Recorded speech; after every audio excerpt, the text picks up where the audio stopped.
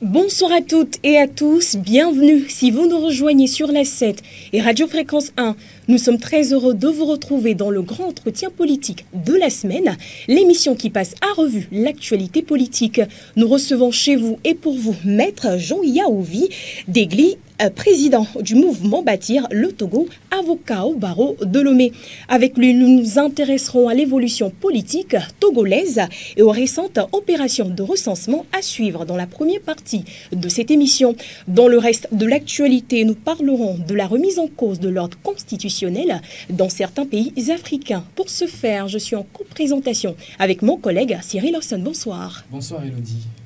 Bonsoir Maître. Bonsoir. Merci d'avoir accepté notre invitation. Merci de m'avoir invité.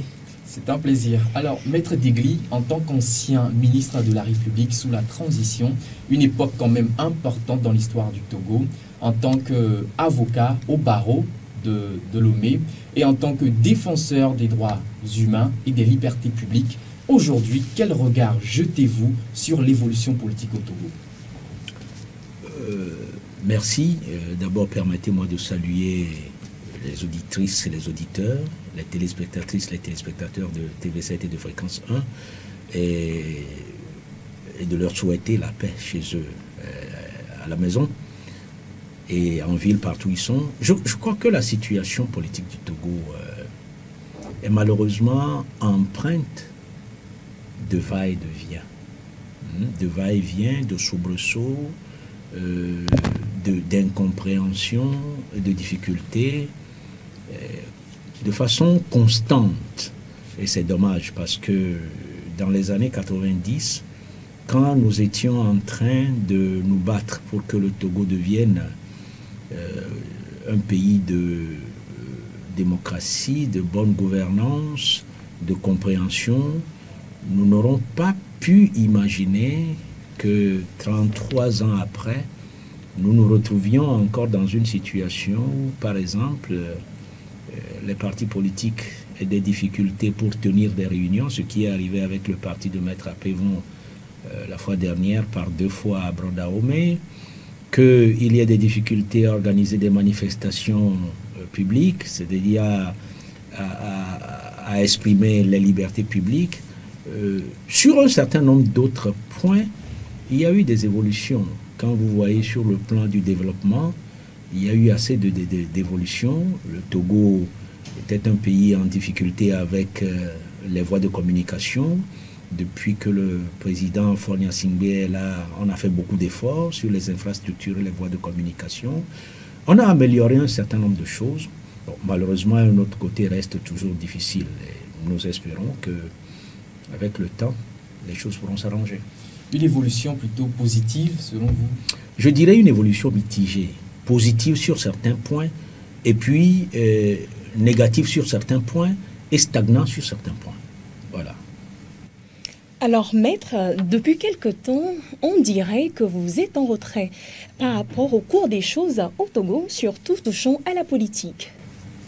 Une raison particulière? Bon, oui, vous savez, dans la vie, il faut toujours faire une autocritique, une introspection, une analyse du passé, et puis essayer de se projeter dans l'avenir. Je suis de ceux qui ont fait toute la panoplie, ont aligné toute la panoplie de méthodes pour la lutte, pour l'évolution, l'amélioration au Togo. Et je m'explique. Je suis passé déjà depuis la classe de seconde dans les mouvements de grève, à l'université dans les mouvements de revendication.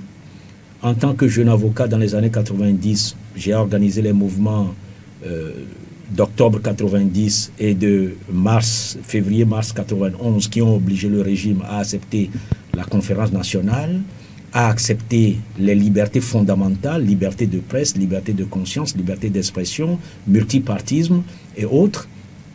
J'ai utilisé tout mon temps, ma plume, mon verbe, mon énergie physique dans ces luttes-là.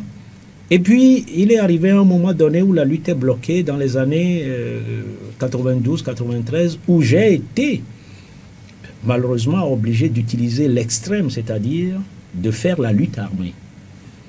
Et je crois que j'en ai parlé à la CVJR en novembre 2011, où devant les difficultés, on a été obligé de se dire, il faut renverser le général Eyadema, et on est allé jusque chez lui, dans sa chambre, au camp hérité, pour aller le chercher. Donc, j'ai aligné toute la panoplie de méthodes possibles de lutte pour le changement dans un pays.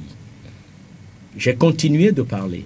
Mais quand je fais l'analyse de toutes ces périodes de lutte et de méthode, je me rends compte que la seule occasion où nous avons pu obtenir quelque chose, et c'est dommage de le dire, c'est la période où, en faisant des manifestations dans les années 90, nous avons pu discuter, négocier avec le régime RPT en place, le président Eyadema, et obtenu que les principales libertés soient acceptées. Liberté de presse, liberté d'expression, liberté de religion, liberté d'association soient acceptées, multipartisme, démocratie, conférence nationale.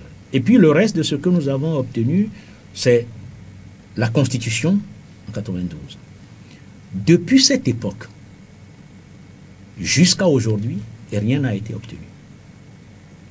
Tout ce que l'on a eu, c'est souvent des reculs.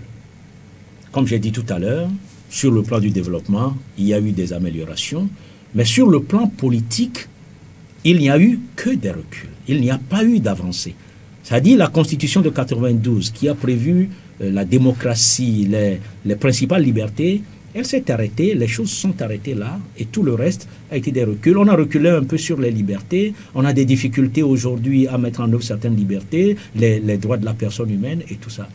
Et en analysant tout ça, je me suis dit à un moment donné, mes interventions sur les radios, les critiques et autres, est-ce que ça a changé ou ça change quelque chose? Je me suis rendu compte que non. Et j'ai décidé, en tant que président, de bâtir le Togo. Après avoir construit, bâtir le Togo est un mouvement international. La plupart des dirigeants, d'ailleurs, sont aux États-Unis, en France et autres. C'est un mouvement créé en 1996, au moment où on était encore en exil. Je l'ai ramené au Togo et inscrit au niveau du ministère de l'administration territoriale à partir de 2009-2010, quand j'ai eu l'occasion d'arriver au Togo. Donc, nous nous sommes dit, pourquoi ne pas essayer encore l'ancienne méthode pour voir si on peut avoir certains résultats concrets? Et c'est ce que j'ai fait. Quand il y a un problème, je ne me mets plus sur les médias pour en parler, je n'écris pas dans la presse pour en parler, je m'adresse directement aux autorités, et notamment au chef de l'État, pour attirer son attention. Parce que quelquefois dans nos pays, il faut aussi noter, le premier dirigeant n'est pas forcément au courant de tout. Parce que le premier dirigeant, compte tenu des problèmes de sécurité et de la nécessité de préserver son entourage, il est mis dans une sorte de tuyau, dans une sorte de tunnel pendant de longues périodes. Il n'a pas ce contact-là avec tous les citoyens qui permet qu'il puisse être au courant de tous les petits problèmes. Et l'entourage des hommes politiques, des grands hommes politiques, des chefs d'État, dans nos pays, se comportent souvent comme des courtisans. Chacun ayant envie de garder son poste va dire au président plutôt « tout ce que tu fais est bon, tout ce que nous faisons est bon ». Parce que quand il le dit, non seulement cela veut dire que ce que lui-même fait est bon, cela veut dire que ce que le chef de l'État fait à travers lui est bon, et donc il faut le maintenir à son poste. Donc, ce n'est pas tout le monde qui peut dire la vérité à un président de la République. Moi, je me suis fait le devoir, quand quelque chose ne va pas, de m'adresser directement au chef de l'État ou au ministre en question, et puis de leur dire non, non, ça ne va pas. Et puis, quand c'est bon, de leur dire aussi, ce qui a été fait là est bon, ça c'est avantageux, ça c'est pour le bien-être, puisque ma lutte, personnellement, et celle de bâtir le Togo, n'est pas une lutte pour la conquête du pouvoir. Notre lutte, c'est pour le bien-être des citoyens. C'est pour la défense de l'intérêt général. Alors, si nous pouvons obtenir l'intérêt général et le bien-être des Togolais autrement qu'en allant à la confrontation, nous pensons qu'il faut le faire. Et en tenant compte du fait que les avancées que nous avons eues l'ont été par la négociation, la discussion, la persuasion, j'utilise la persuasion. C'est à cause de cela que vous me voyez moins sur les médias, moins en train de faire de la critique. Je fais la critique, mais de la critique en écrivant directement aux autorités. Je fais des propositions en écrivant directement aux autorités. Parce que j'ai remarqué qu'au Togo, chez nous, un certain nombre de choses sont très sensibles. Quand vous allez sur les médias pour faire des propositions, le gouvernement ne va pas vous écouter, le chef de l'État ne va pas vous écouter. Si vous faites des propositions directement au chef de l'État, moi, personnellement, je peux vous dire que j'ai obtenu beaucoup de résultats depuis que je m'adresse directement aux autorités sur les différents problèmes de ce pays. Alors, Maître, si vous permettez, ce qui voudrait donc dire que les méthodes utilisées entre-temps à l'époque se sont révélées moins efficaces que celles que vous utilisez aujourd'hui. Tout à fait. Tout à fait. Je vous ai dit que je suis allé jusqu'aux armes de guerre, mais je n'ai pas changé le pays avec ça. J'ai utilisé pour plusieurs méthodes, j'ai utilisé la dénonciation, j'ai utilisé les communiqués de presse pour dénoncer, les médias pour dénoncer. Je n'ai pas obtenu beaucoup plus de résultats. Alors, mais j'ai remarqué que quand j'ai décidé de refaire comme par le passé, de discuter, de persuader, d'expliquer, j'ai obtenu des résultats, et beaucoup de résultats. Alors, Maître, est-ce que vous pensez aujourd'hui que d'autres acteurs devraient vous emboîter le pas dans cette méthode-là? Je ne suis pas persuadé que tout le monde peut faire cela. Pourquoi? Je vais vous dire. Si j'avais été un chef de parti politique, certainement je ne ferais pas ça. Je confronterais le pouvoir. Parce que je suis en train de chercher à conquérir le pouvoir. Et toutes les méthodes pour pouvoir montrer que ceux qui sont là ne font pas bien, je les utiliserai. Or, je ne suis pas dans cette posture-là. Je ne suis pas en train de chercher à conquérir le pouvoir. Donc, du coup, moi, m'inscrivant dans le sens d'obtenir le plus de bien-être possible pour mes concitoyens, j'utilise la méthode que je vous dis, que j'utilise la persuasion, la négociation, la discussion, et puis quand c'est bon, dire que c'est bon, quand c'est mauvais. Vous savez, le politicien qui veut le pouvoir, quand celui qui est au pouvoir aujourd'hui fait quelque chose qui est bien, il ne le dira jamais. Il refusera de le dire. Bon, peut-être c'est à cause de ça que moi je ne peux pas faire la politique à un certain niveau, hein, parce que si faire la politique, c'est ne pas pouvoir dire la vérité, je ne suis pas sûr. Que je sois là, en politique, qui est quelque chose que je n'ai pas bien fait ou qui est quelque chose que j'ai bien fait, je le dirai aux populations. Ça n'a pas été bien fait, nous allons l'améliorer. Ça a été bien fait, je voudrais que vous le constatiez. C'est ma manière de vivre personnellement et c'est ma manière de voir les choses. Professionnellement, personnellement et moralement, c'est comme ça que j'ai été éduqué, c'est comme ça que je réagis. Voilà. Alors, Maître, vous parlez tantôt de résultats obtenus. Dites-nous, quels sont ces résultats-là? Beaucoup de résultats. Je ne vais pas parler de tout en restant ici, mais je peux vous dire que je scolarise des enfants démunis. J'ai une association, APROD, Association pour la promotion de la dignité et des droits de l'enfant par l'éducation. Et à un moment donné, s'est posé un gros problème en ce qui concerne les actes de naissance et les certificats de nationalité. Je me suis adressé au chef de l'État directement. Et la semaine qui a suivi, le chef de l'État a fait constater sur le terrain les difficultés, a fait installer des antennes pour que dans nos différentes villes, on puisse aider les jeunes à obtenir ces précieux sésames avant d'arriver à l'université. C'est un résultat. Et la même année, moi j'ai eu plus de 17 des enfants que je scolarisais qui ont obtenu leur certificat de nationalité.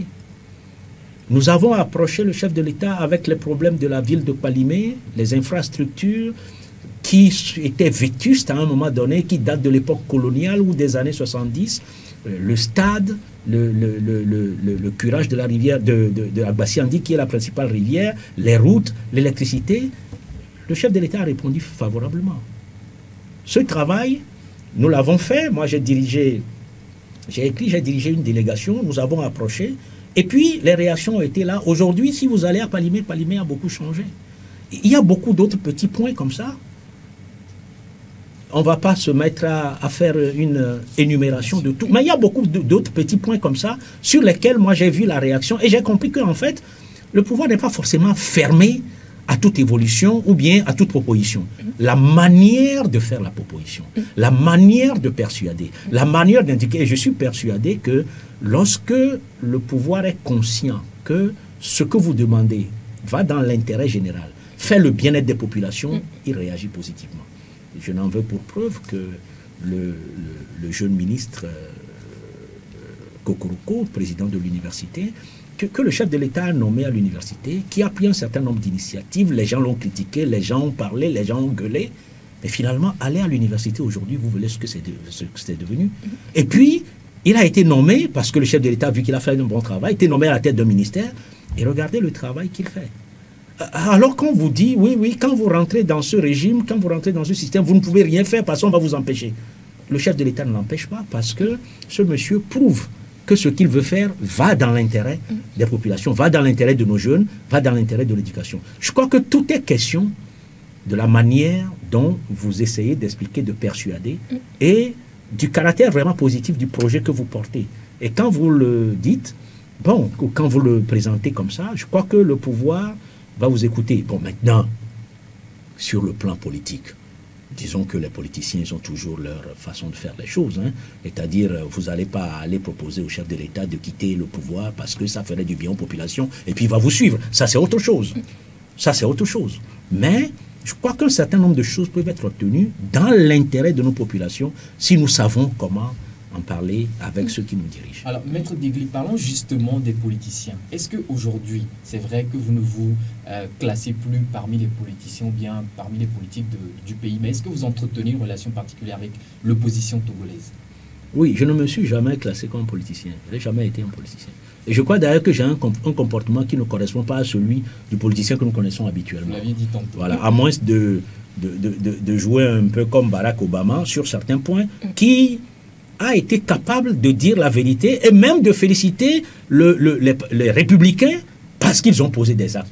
Il a été le seul président américain que j'ai entendu apprécier un ancien président républicain, notamment Ronald Reagan. Il faut avoir le courage d'être honnête, même quand on est en politique. Bon, je ne suis pas sûr que je peux être un homme politique. Je suis un défenseur des droits humains, un humaniste, et puis peut-être un leader d'opinion, mais pas un homme politique. Même si je suis resté dans un gouvernement pour travailler, j'ai travaillé beaucoup plus comme un technocrate, comme un citoyen, plutôt que comme un politicien. Je n'ai pas orienté mes actions dans le sens... Maintenant, est-ce que j'entretiens des relations avec les politiciens? Mais si je racontais tout à l'heure à certains des vôtres que j'ai fait plein de propositions à nos hommes politiques, à nos leaders politiques, à différentes périodes. Référendum d'initiative populaire, les gens n'ont pas voulu. En 2014, on a fait des démarches pour qu'on puisse limiter les mandats, considérer le mandat que faisait déjà le président Faure de 2010 à 2015 comme le premier mandat, et puis dire que bon, qu'il fera un deuxième mandat s'il est élu de 2015 à 2020. Ben, des gens nous ont jeté la pierre, ils ont refusé. La communauté internationale, notamment les ambassadeurs, nous avaient soutenus. Un certain nombre de personnes ont refusé. Et puis, bon, le processus s'est terminé en queue de poisson. Mais je continue. J'ai des rencontres avec des hommes politiques, des discussions. Et quand je parlais tout à l'heure du parti de M. Apevon, qui a eu des difficultés dernièrement à faire 2 réunions à Prodaomé, moi-même j'étais parti à cette réunion. Et je me suis rendu compte que la réunion a été empêchée. Donc j'entretiens toujours des relations avec eux. C'est des citoyens togolais, c'est des gens qui ont des projets. J'en discute avec eux, soit parce qu'ils m'ont contacté, soit parce que j'ai entendu quelque chose et que je les ai appelés. Mais avec eux, ils vous diront toujours que Jean Degli, quand c'est noir, ce n'est pas blanc. Ce n'est pas gris, c'est noir.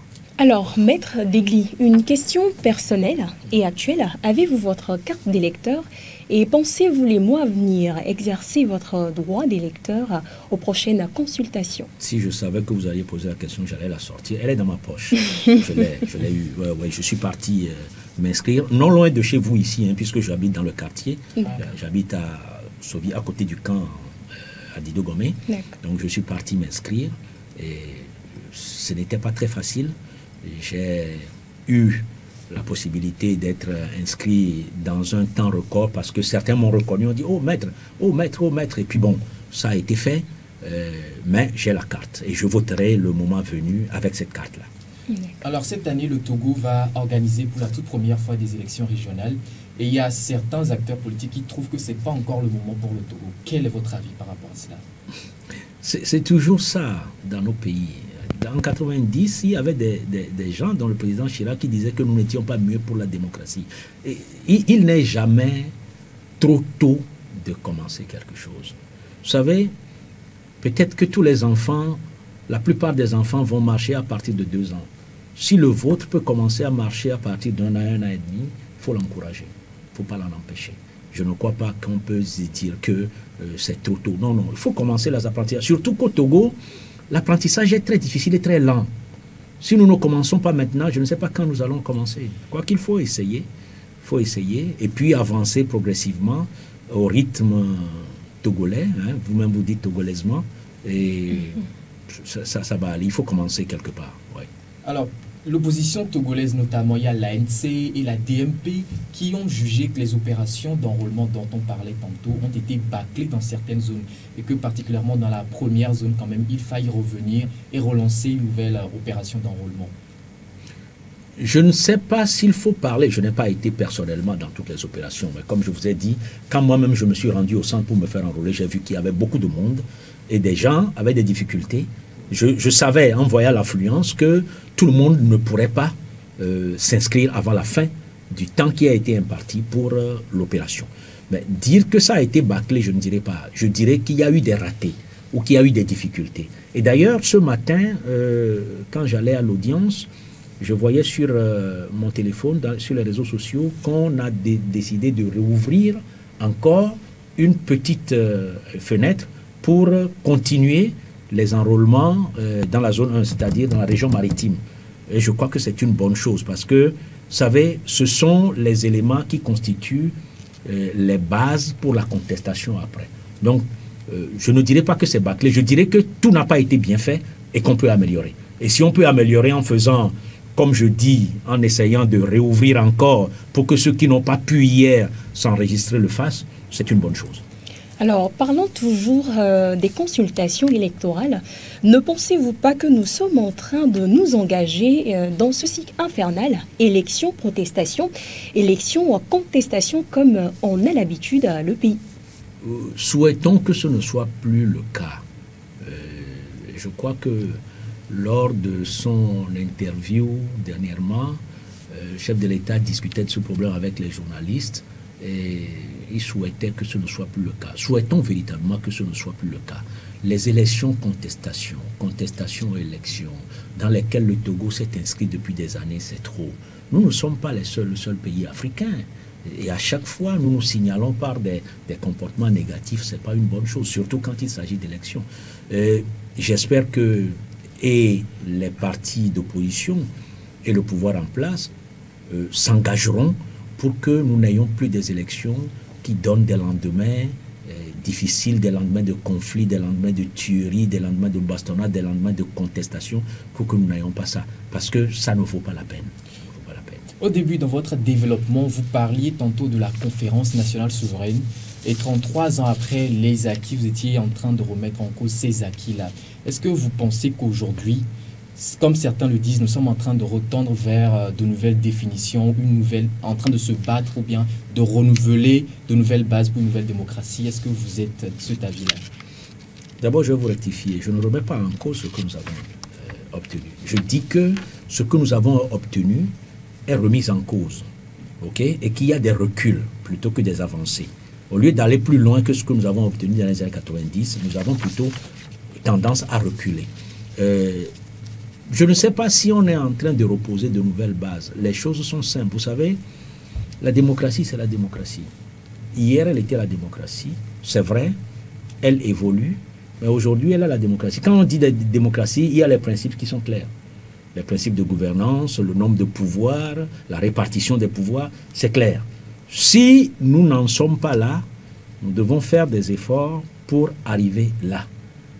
Mais dire qu'aujourd'hui, il y a une redéfinition des bases de la démocratie, je crois qu'il y a des remises en cause et qu'il faut que nous nous conformions à ce que nous avons mis dans notre Constitution, puisque la plus grande partie de cette Constitution est encore là aujourd'hui.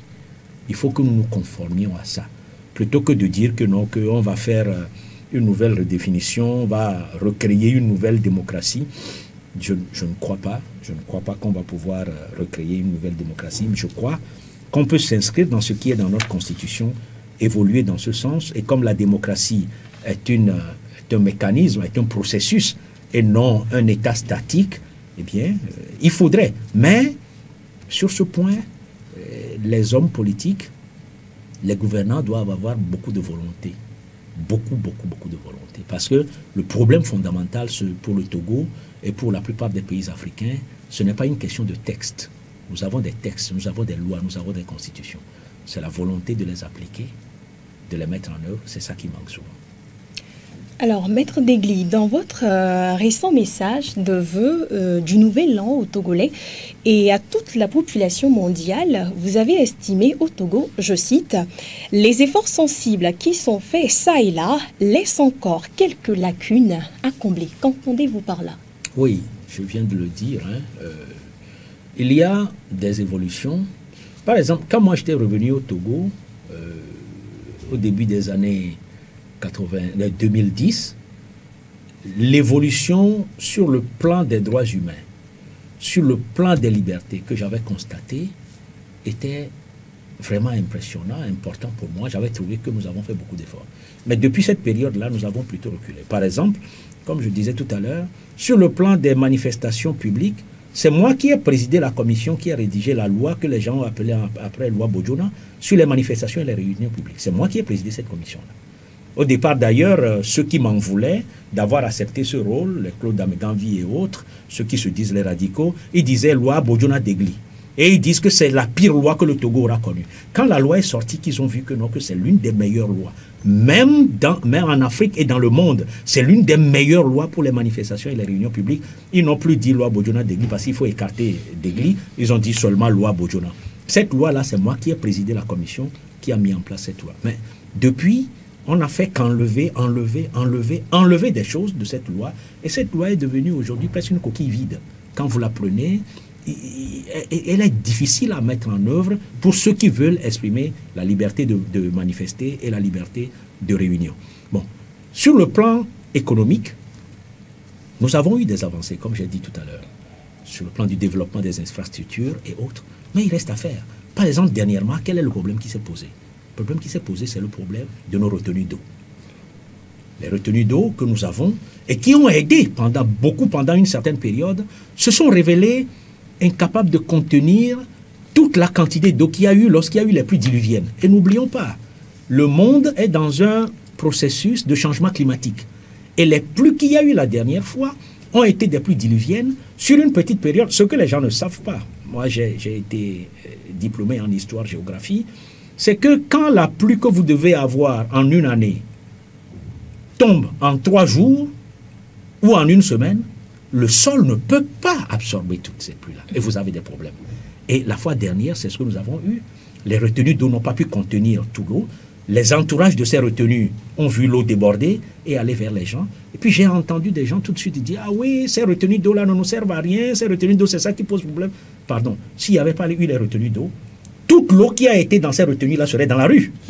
Est-ce que nous aurons été dans une situation meilleure? Donc, ces retenues d'eau aujourd'hui nous ont montré qu'il y a une certaine limite quand les pluies sont diluviennes et s'entassent sur une petite période. Il faut les améliorer.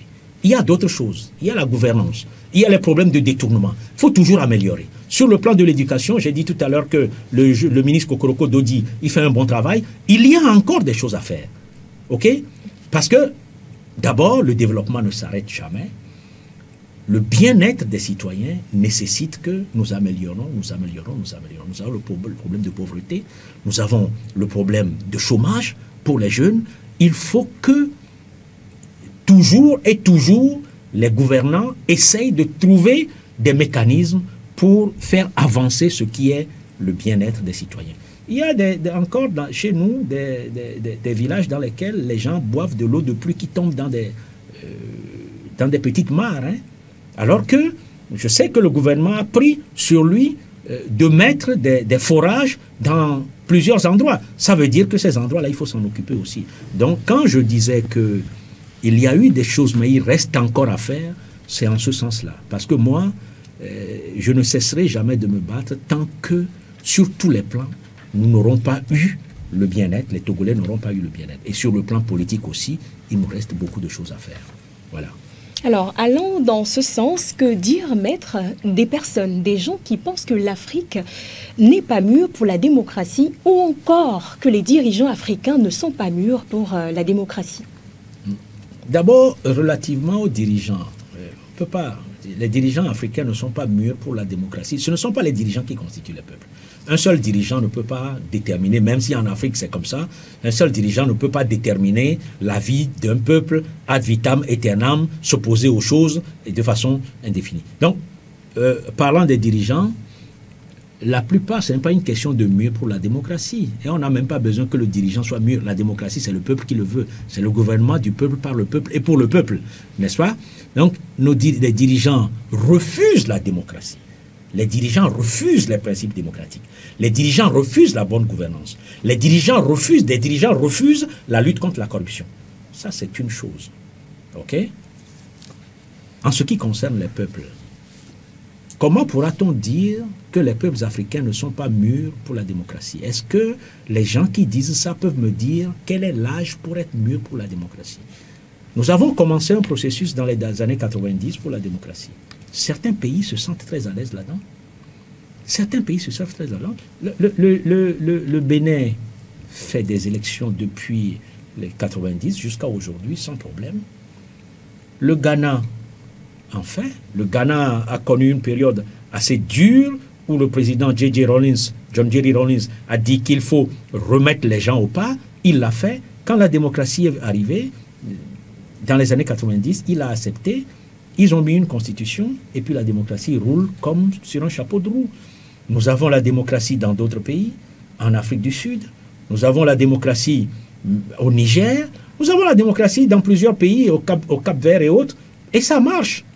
Ça marche. Donc, ça veut dire que ces gens-là sont mûrs et nous ne sommes pas mûrs, ou bien les autres ne sont pas mûrs. Je ne crois pas. Je ne crois pas. Je crois que dans certains pays, il y a des blocages. Dans d'autres, il y a des évolutions. Et qu'il faut essayer de faire en sorte que, progressivement, on nivelle par le haut, pas par le bas. Et que tout le monde se retrouve un peu au même niveau pour que les pays africains aussi connaissent le développement et la démocratie. Maintenant, ça dépend du rythme, c'est ça. Mais dire que les pays africains ne sont pas mûrs pour la démocratie, je crois que c'est une injure à la personne de nos populations. Voilà. Alors, Maître Degli, parlons justement des dirigeants africains et des dirigés. Il y a quand même aujourd'hui un certain fossé qui se creuse entre ces deux-là. Quelle alternative de façon concrète? D'abord, je dirais que le fossé a toujours existé entre les dirigeants et les dirigés en Afrique. Dans tous les pays où les régimes sont inscrits beaucoup plus dans l'idée de dictature et d'intérêt personnel, vous avez un grand fossé entre les dirigeants et les dirigés. OK? Dans les pays où les gens font des efforts pour que le peuple soit pris en compte, parce que c'est le peuple qui est le mandant, c'est le peuple qui désigne ses mandataires, en la personne, par exemple, d'un président de la République, en la personne des parlementaires. Ce sont des mandataires du peuple qui est mandant.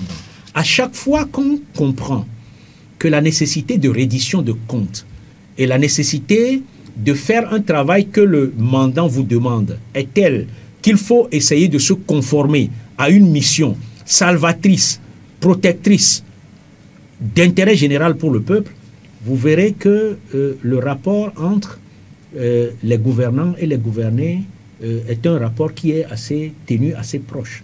Parce que les gouvernants posent des actes que les gouvernants ne trouvent bons et dans lesquels les gouvernés ont leur intérêt qui se manifeste. Mais à chaque fois que le gouvernant gouverne pour lui, pour son clan, pour son gouvernement, pour sa famille et autres, vous avez un fossé entre ceux qui constituent un clan qui s'accapare de tout, pouvoir politique, militaire, économique, social et autres, et le reste du peuple. Et ça, ce n'est pas seulement une question qui se pose en Afrique, cela se pose aussi dans certains pays de l'Amérique latine et à d'autres endroits du monde. Il faut vraiment penser à nos populations. Et sur ce plan-là, justement, je dirais que même dans les périodes de dictature, dans les pays asiatiques, la Chine et autres, vous verrez que les gens sont très portés sur l'intérêt général.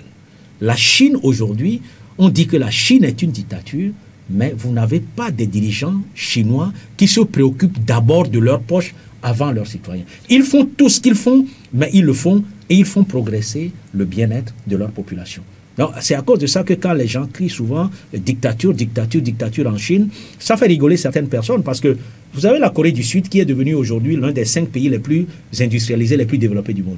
La Corée du Sud ne s'est pas développée dans une démocratie, s'est développée dans une période de dictature. Et vous avez d'autres pays à côté, en Asie, au même endroit, qui se sont développés dans la période de régime très fort, qui ont été des dictatures éclairées. Ce qui est fondamental chez ces gens-là, c'est que aucun des dirigeants ne vient au pouvoir en pensant que c'est pour lui qu'il est venu au pouvoir. Quand il vient au pouvoir, même en étant dictateur sur le plan des libertés, des principales libertés, il travaille pour son pays. Et quand il travaille pour son pays, nécessairement, cela fait remonter l'intérêt que les gens portent pour lui et cela permet à son peuple d'apprécier le bien-être. En fait, de quoi nos populations ont besoin? Nous sommes combien de Togolais? Tout le monde ne va pas aller s'asseoir dans le fauteuil présidentiel. Mais les populations ont besoin essentiellement de bien-être. Les populations ont besoin que l'intérêt général soit pris en considération. Les populations ont besoin que quand il y a un concours, on ne prenne pas certains groupes d'individus qui n'ont pas participé au concours et qui deviennent les candidats qui ont réussi, alors que ceux qui ont participé au concours n'y sont pas. Qu'on ne mette pas les fils de pauvres, qu'on ne les oublie pas parce qu'ils ne connaissent personne. Nous avons subi ça dans les années 80.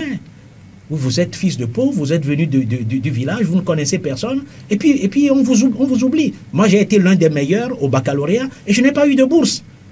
Et lorsque j'ai rencontré le président Eyadema pour la première fois dans les années 90, où j'ai commencé à faire des mouvements dont il a eu écho, quand il m'a appelé, il m'a dit, mais on a commis une injustice par rapport à vous, je veux réparer l'injustice. Mais c'est trop tard. Ce n'est pas en ce moment qu'il faut réparer l'injustice. L'injustice doit être réparée tous les jours et dès le départ. Aujourd'hui, nous avons encore ce genre de situation où on a des concours, on a des examens, et vous voyez que, bon, c'est seulement certaines personnes, à telle enseigne qu'on se demande si ce ne sont que des individus de certaines catégories, de certains groupes, de certaines familles qui sont les plus intelligentes au Togo. Ce n'est pas vrai. Ce n'est pas vrai.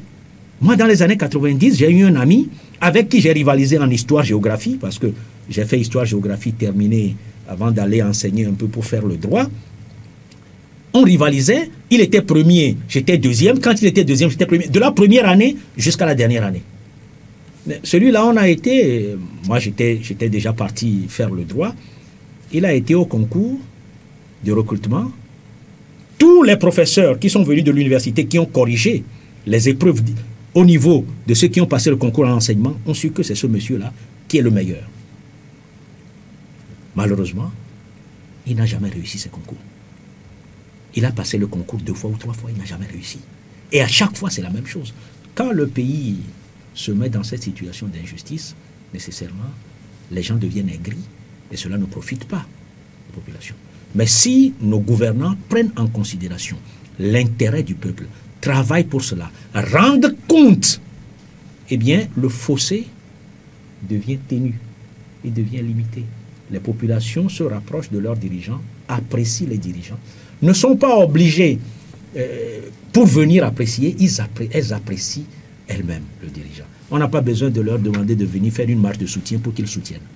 Ouais. Alors, maître, si vous me permettez, autre fait marquant, la remise de plus en plus fréquente de l'ordre constitutionnel avec les prises de pouvoir par les militaires. Le cas malien, guinéen et burkinabé sont là. Que doit-on comprendre à votre avis? On doit comprendre tout simplement que ce qui provoquait les coups d'État hier, avant les processus démocratiques, continue de les provoquer. Quand vous prenez le pouvoir dans le cadre de la démocratie et que vous venez, que vous vous comportez comme si vous n'avez aucun mandat, c'est-à-dire si vous n'avez rien à faire de l'intérêt des populations, nécessairement il y a des gens qui sont quelque part qui vont se dire, bon, si c'en est ainsi, si on a l'occasion, eh bien on renverse et puis on fait autre chose. C'est ce qui se passe. C'est ce qui se passait avant. Vous avez des dictatures qui prenaient tout, qui confisquaient tout et qui faisaient, les chefs d'État faisaient ce qu'ils voulaient avec l'argent du peuple, avec les biens du peuple, et puis des militaires qui sont la plupart du temps les seuls outillés à pouvoir aller affronter le président et sa garde, vont faire un coup d'État. Aujourd'hui, c'est encore la même chose. Dans tous ces pays que vous avez cités, qu'est-ce qui s'est passé? Au Mali, c'est un problème de gouvernance. Au Burkina Faso, c'est un problème de gouvernance. Mais ce n'était pas un problème de plusieurs mandats, de mandats illimités ou de changement de constitution, de remise en cause de l'ordre constitutionnel par déjà la personne qui est au pouvoir. Mais en Guinée, c'est ça. Il y avait une constitution.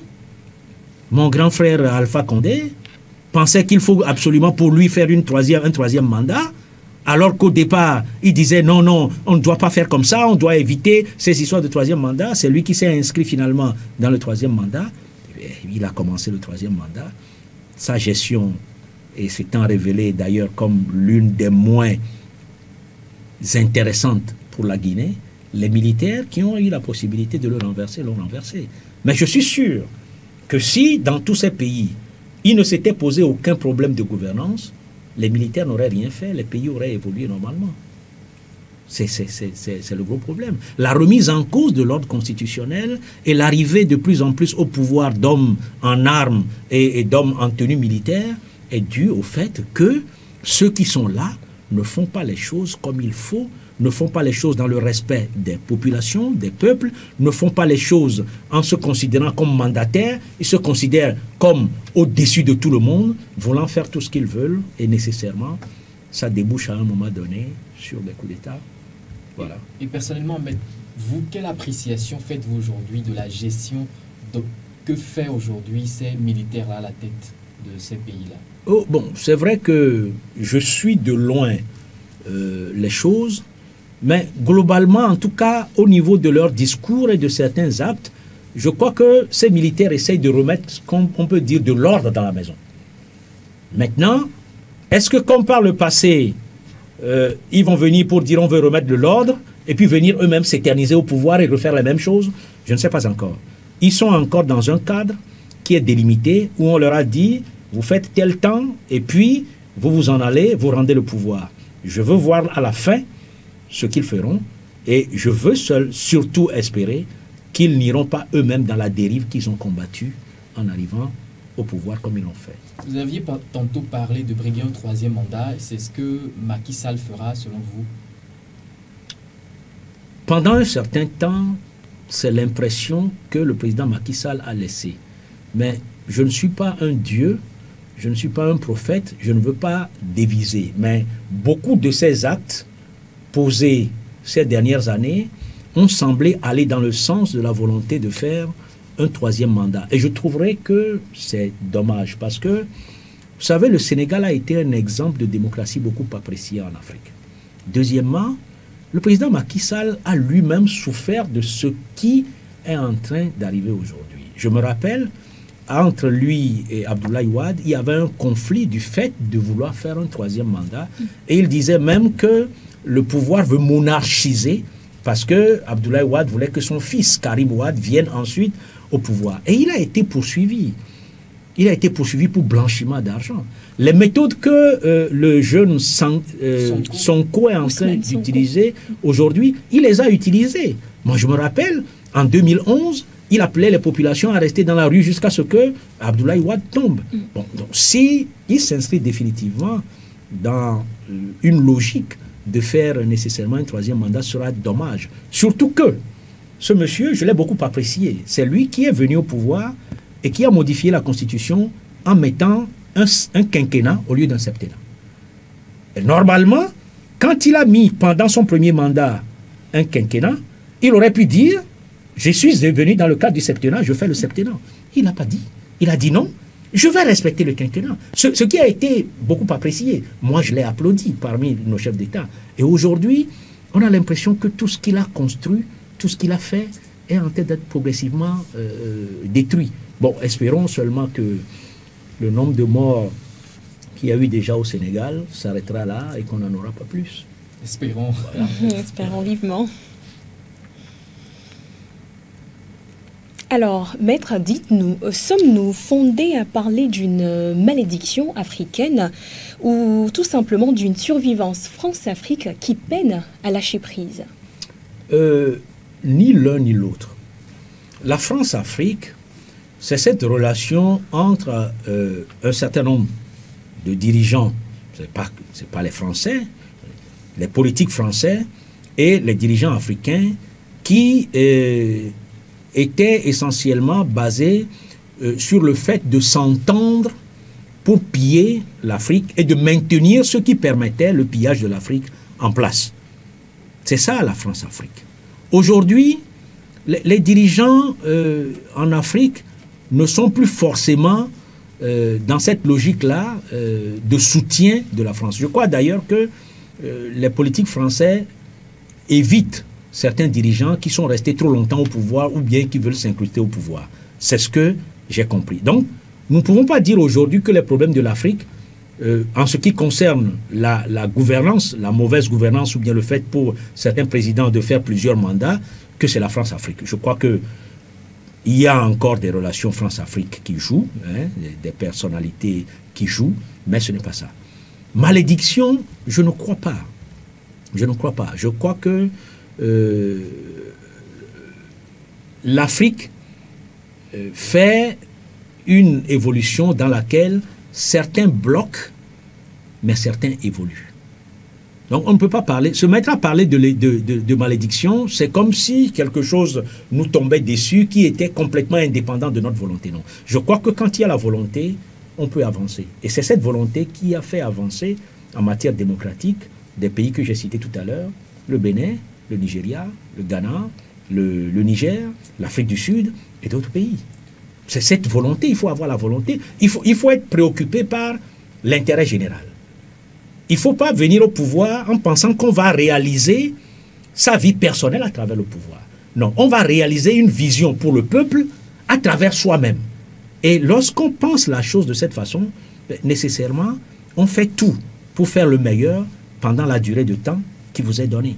Mais si vous ne le faites pas comme ça, vous risquez de poser des problèmes. Et ce n'est pas une question de malédiction, c'est une question de manque de volonté plutôt. Alors, on parlait tantôt de la relation France-Afrique. Ouais. Pourquoi, à votre avis, aujourd'hui, certains pays de la sous-région essaient de couper les liens avec la France? Je ne sais pas si ces pays essaient de couper les liens, mais je crois que ces pays essaient d'atténuer. Des pays peuvent essayer, ou bien, bon, parlons quand même d'un pays qui essaye de couper un certain nombre de liens. Tous les liens ne seront pas coupés. Nous sommes dans un monde qui est devenu, qui est rentré dans un village planétaire, rentré dans la mondialisation.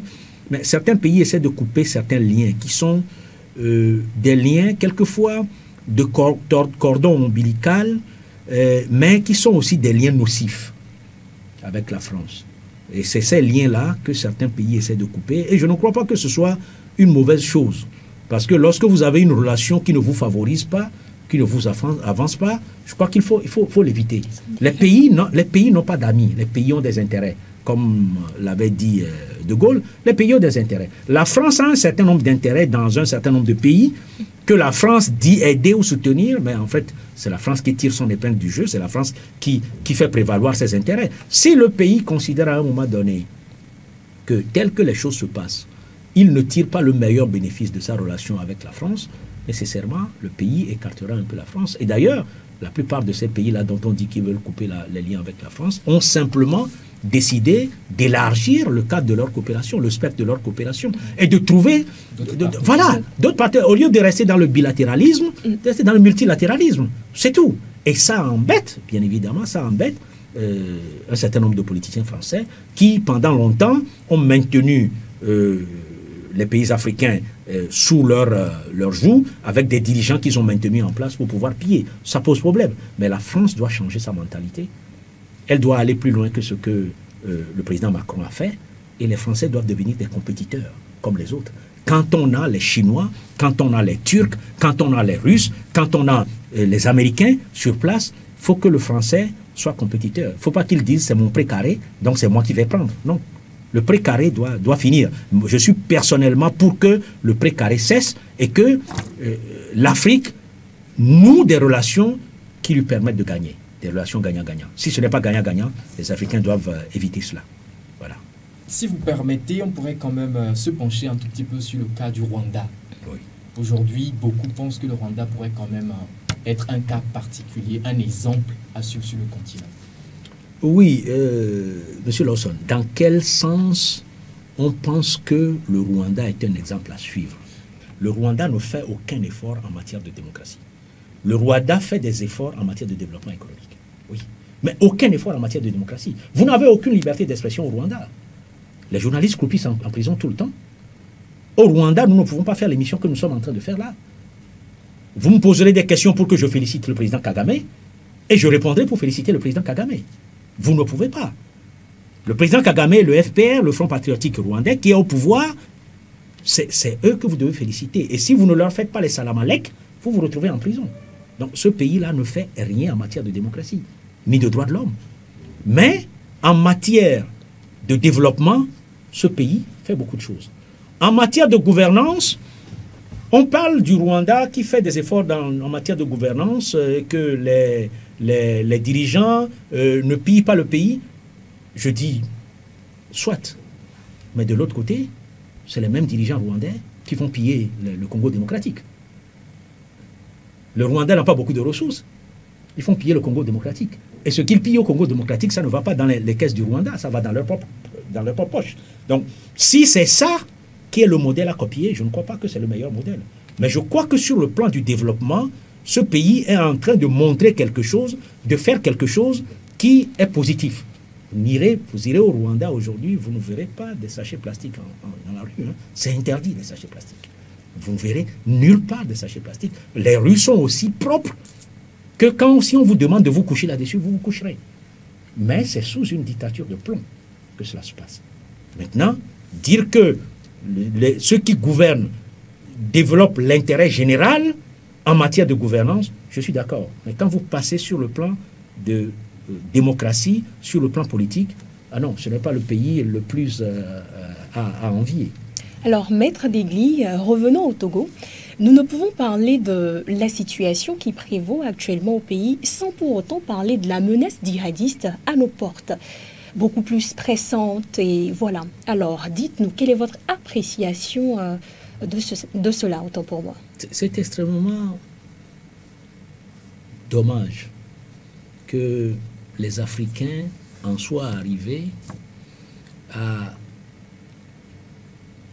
s'adonner à ces choses que nous avons eues dans certains pays, à un moment donné, jusqu'à l'attentat du 11 septembre 2001 aux États-Unis. C'est dommage que les Africains en soient arrivés là et que certains pensent qu'il faut aller tuer des populations pour des raisons religieuses. Je trouve ça extrêmement grave. Si je comprends, je crois que Dieu nous unit. Vous êtes de Dieu, il est de Dieu, je suis de Dieu. C'est-à-dire, nous avons tous été créés par Dieu et à son image. Alors, si je vous tue, quelque part, je tue Dieu en vous. Mais que je puisse me lever en disant, Dieu m'a donné l'ordre, m'a autorisé à aller tuer ces créatures, je ne comprends pas d'où vient ce genre d'idée. Et puis l'Afrique. L'Afrique qui a été essentiellement un pays de tradition multiconfessionnelle. Parce que nous ne sommes pas des monothéistes à l'origine. Nous sommes des polythéistes. Et dans ce polythéisme-là, il n'y a jamais eu de guerre de religion. Hein. Il n'y a jamais eu de guerre de religion jusqu'à la colonisation en Afrique. Jamais de guerre de religion. Il n'y en a pas eu. Aujourd'hui, nous en sommes arrivés dans une situation où on est dans une sorte de guerre de religion, où on vient, on tue les gens, on dit que non, que ce ne sont pas les bons musulmans, on dit c'est Boko Haram, l'éducation occidentale est mauvaise, ainsi de suite, et on tue des gens. C'est extrêmement grave. Et je pense que nos pays doivent s'organiser pour lutter sérieusement contre ce fléau qui est devenu l'un des pires fléaux du XXIe siècle. Et si nous n'en sortons pas, je ne sais pas ce que deviendront nos pays demain. Parce que des gens qui viennent avec la conviction qu'il faut tuer, tuer pour tuer, tuer parce que Dieu qu'ils ne voient pas et qu'ils ne peuvent voir que à travers leur prochain, que ce Dieu-là leur donne l'ordre de tuer, je crois que ces gens sont des gens extrêmement dangereux et qu'il faut que nos pays luttent contre ça, que d'ailleurs toutes nos populations se mettent ensemble pour que cet objectif-là, d'anéantir ce genre de situation, que cet objectif soit atteint. Parlons justement de lutter contre ce fléau-là. Quelle appréciation faites-vous de la gestion dont fait le Togo face à cette menace terroriste? Non, je crois que la gestion que fait le Togo sur le plan militaire, quoi qu'il y a assez d'efficacité en ce qui concerne la capacité du Togo à essayer de contenir ces gens-là pour le moment. Maintenant, il faut aller plus loin. Ce n'est pas seulement la réponse militaire et sécuritaire qui compte. La réponse doit aller plus loin. La réponse doit être sociale. Parce que ces gens qui viennent et qui font n'importe quoi, qui recrutent dans nos pays pour nous détruire, ils utilisent aussi les faiblesses sur le plan socio-économique. C'est à cause de ça qu'il faut que nos gouvernants s'emploient à combler aussi les lacunes que nous avons sur le plan socio-économique. À défaut, la réponse militaire seule ne sera pas suffisante et à un moment donné, ces gens donneront l'impression à ceux qui sont les plus démunis, à ceux qui sont le plus en difficulté, que c'est eux qui vont les sauver, c'est eux qui sont leur salut et ils se feront accompagner. Or, si nous essayons de boucher ce trou-là pour eux, nous essayons de faire un effort sur le plan socio-économique, eh bien, s'il n'y a pas beaucoup de chômeurs, il y aura moins de recrutés dans nos populations. Voilà. Alors, Monsieur Degli, dites-nous en une minute, est-ce que vous êtes optimiste par rapport à l'évolution des choses et surtout par rapport à l'évolution dans notre pays? En une minute. Je suis de nature optimiste. Si je n'étais pas optimiste, je ne continuerai pas après tout ce que je vous ai dit toutes ces années-là, depuis 1979 en classe de seconde, en passant par l'université dans les années 80, les mouvements de 90, jusqu'à aujourd'hui, je ne continuerai plus de me battre pour le bien-être de mes concitoyens et pour une évolution politique positive de ce pays. Je suis de nature optimiste et je crois que, quelles que soient les circonstances, le Togo changera pour le bien. Le Togo changera pour le bien. Merci à vous, Maître Jean-Yaovi Degli. C'était tout pour l'entretien de ce soir. Nous étions avec Maître Jean-Yaovi Degli, avocat au barreau de Lomé, président du mouvement Bâtir le Togo. On se retrouve la semaine prochaine pour un autre numéro de cette politique.